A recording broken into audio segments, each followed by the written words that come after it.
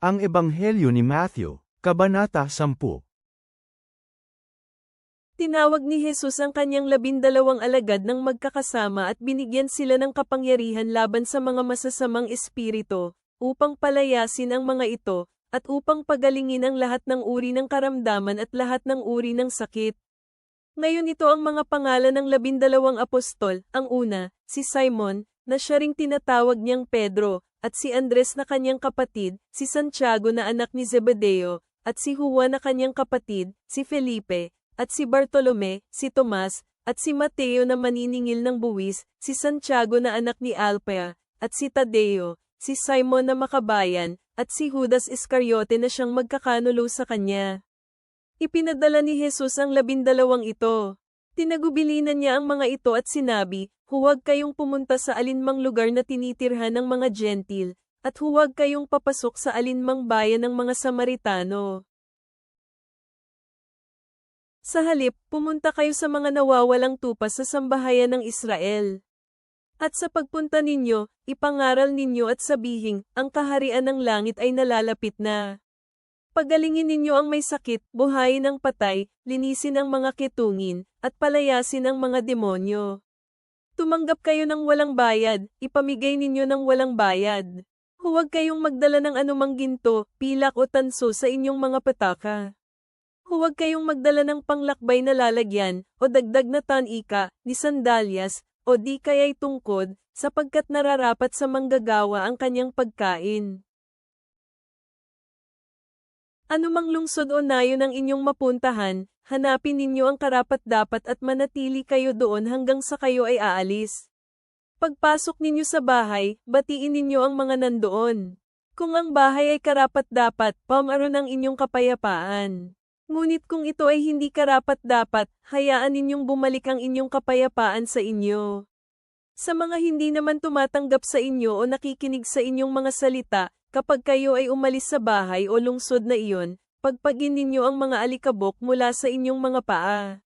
Totoo itong sinasabi ko sa inyo, mas mapagtitiisan pa ang lupain ng Sodoma at Gomora sa araw ng paghuhukom kaysa sa lungsod na iyon.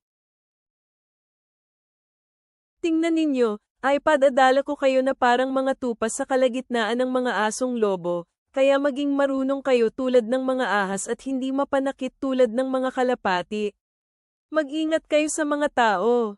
Dadalhin nila kayo sa mga konseho, at hahagupitin nila kayo sa kanilang mga sinagoga. At kayo ay dadalhin at ihaharap sa mga gobernador at mga hari dahil sa akin, bilang patuto sa kanila at sa mga Gentil. Kapag dinala nila kayo, huwag kayong mabahala kung paano o kung ano ang inyong sasabihin, sapagkat ibibigay sa inyo ang mga dapat ninyong sabihin sa oras na iyon. Sapagkat hindi kayo ang magsasalita subalit ang Espiritu ng inyong Ama ang siyang magsasalita sa inyo. Dadalhin ng kapatid ang kanyang kapatid sa kamatayan, at ang ama sa kanyang anak. Sasalungat ang mga anak laban sa kanilang mga magulang at ipapapatay nila sila. Kamumuhian kayo ng lahat dahil sa aking pangalan. Ngunit sino man ang makapagtitiis hanggang huli, ang taong iyon ay maliligtas. Kapag inusig nila kayo sa lungsod na ito, tumakas kayo sa kabila, sapagkat totoo itong sinasabi ko sa inyo, hindi ninyo matatapos na puntahan ang mga lungsod ng Israel bago dumating ang anak ng tao. Ang alagad ay hindi nakahihigit sa kanyang guro, ni mas mataas ang lingkod sa kanyang amo. Sapat na ang alagad ay maging katulad ng kanyang guro, at ang lingkod na katulad ng kanyang amo. Kung tinawag nilang Beelzebub ang amo ng bahay, gaano pa kaya nila ipapahiya ang buo niyang sambahayan? Sa makatwid huwag ninyo silang katakutan, sapagkat walang lihim ang hindi nabubunyag, at walang natatago na hindi malalaman. Ang sinabi ko sa inyo sa kadiliman ay sabihin sa liwanag, at kung anong narinig ninyo ng mahina sa inyong tainga, ipahayag sa ibabaw ng mga bubungan. Huwag kayong matakot sa mga pumapatay ng katawan ngunit walang kakayahang pumatay ng kaluluwa. Sa halip, matakot kayo sa kanya na kayang makapupuksa ng kaluluwa at katawan sa impyerno. Hindi ba ang 2 maya ay ibinenta sa isang baryang maliitang halaga? Ngunit wala ni isa sa kanila ang nalaglag sa lupa na hindi nalalaman ng Ama. At kahit na ang mga buhok ng inyong ulo ay bilang lahat, Huwag kayong matakot, mas mahalaga kayo kaysa sa maraming maya. Sa makatwid ang lahat na kumikilala sa akin sa harap ng mga tao ay kikilalanin ko din sa harap ng Ama na nasa langit. Ngunit ang magtanggi sa akin sa harap ng mga tao ay itatanggi ko din sa harap ng aking Ama na nasa langit. Huwag ninyong isipin na pumarito ako sa lupa upang magbigay ng kapayapaan. Hindi ako dumating upang magbigay ng kapayapaan, kundi isang espada. Sapagkat naparito ako upang paglabanin ang isang lalaki sa kanyang ama, at ang anak na babae laban sa kanyang ina, at ang manugang na babae laban sa kanyang biyenan na babae. Ang magiging kaaway ng tao ay kanyang sariling sambahayan. Ang nagmamahal sa kanyang ama at ina ng higit sa akin ay hindi karapat-dapat sa akin. Ang nagmamahal sa kanyang anak na lalaki at babae ng higit sa akin ay hindi karapat-dapat sa akin.